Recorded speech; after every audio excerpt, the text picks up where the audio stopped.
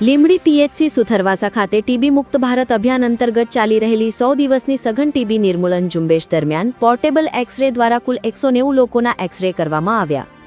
આ ઝુંબેશ દરમિયાન મુખ્ય જિલ્લા આરોગ્ય અધિકારી ડોક્ટર ઉદય ટીલાવત, જિલ્લા ક્ષય અધિકારી ડોક્ટર આર.ડી. પહાડિયા અને તાલુકા આરોગ્ય અધિકારી ડોક્ટર તુષાર ભાભોરના માર્ગદર્શન હેઠળ યોજાઈ હતી। ઝુંબેશ દરમિયાન જુદી જુદી કેટેગરીના કુલ 190 લાભાર્થીઓના પોર્ટેબલ એક્સ-રે લેવામાં આવ્યા। કાર્યક્રમ દરમિયાન ઊંચાઈ વજન, એચઆઈવી સ્ક્રીનિંગ, આરબીએસ સ્ક્રીનિંગ તથા અન્ય જરૂરી આરોગ્ય તપાસો પણ હાથ ધરવામાં આવી।